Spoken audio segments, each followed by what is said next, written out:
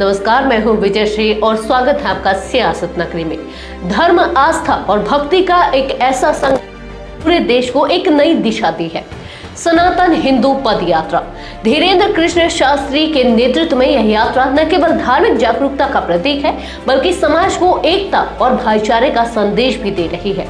इस ऐतिहासिक यात्रा में शामिल हो रहे हैं देश के बड़े बड़े नाम, बॉलीवुड के सुपरस्टार संजय दत्त, पूर्व पहलवान द ग्रेट खली और राजनीतिक नेताओं से लेकर लाखों श्रद्धालुओं तक सभी ने इस आंदोलन को ऐतिहासिक बना दिया है। तो चलिए इस अद्भुत यात्रा की हर परत को खोलते हैं और समझते हैं कि आखिर क्यों यह पदयात्रा देश और दुनिया में चर्चा का विषय बन चुकी है।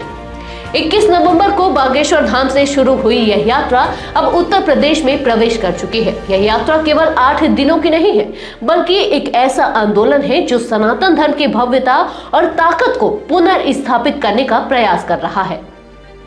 धीरेन्द्र कृष्ण शास्त्री का उद्देश्य साफ है, जात पात, भेदभाव और समाज में फैली कुरीतियों को खत्म करना। उनका मानना है कि जब तक समाज एकजुट नहीं होगा, तब तक भारत का सपना भव्य हिंदू राष्ट्र बनने का अधूरा रहेगा। धीरेन्द्र कृष्ण शास्त्री न केवल एक धार्मिक नेता है, बल्कि समाज सुधारक की भूमिका भी निभा रहे हैं। पदयात्रा के हर पड़ाव पर वह लोगों से मिलते हैं, उनके हालचाल पूछते हैं और उन्हें यह समझाते हैं कि सनातन धर्म केवल पूजा पाठ तक सीमित नहीं है, यह समाज को नई दिशा देने का भी नाम है।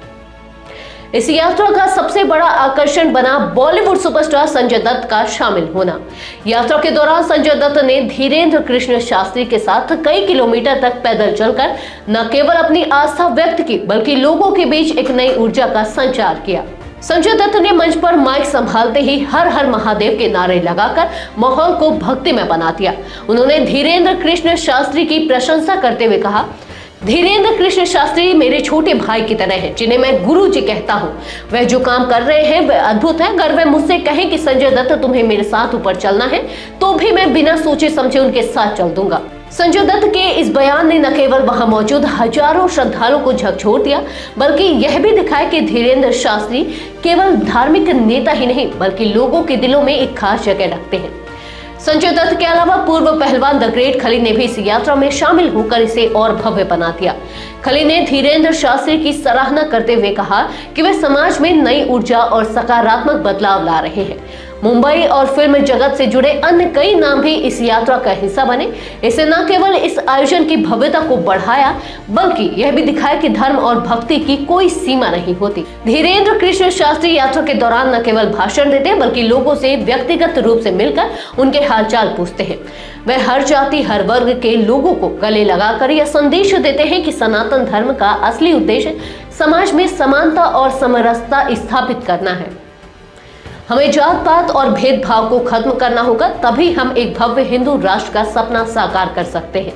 उनके इस संदेश को लोगों ने दिल से स्वीकार किया और यात्रा में शामिल होने वाले श्रद्धालुओं की संख्या हर दिन बढ़ती जा रही है।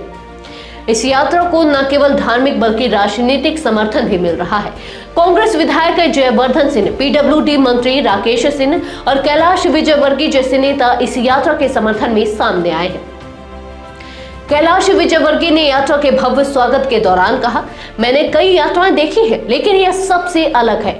यह यात्रा सनातन धर्म और भारतीय संस्कृति की ताकत को दिखाती है। राजनीतिक नेताओं का समर्थन दिखाता है कि यह यात्रा न केवल धार्मिक जागरूकता, बल्कि सामाजिक और राजनीतिक बदलाव का भी माध्यम बन रही है।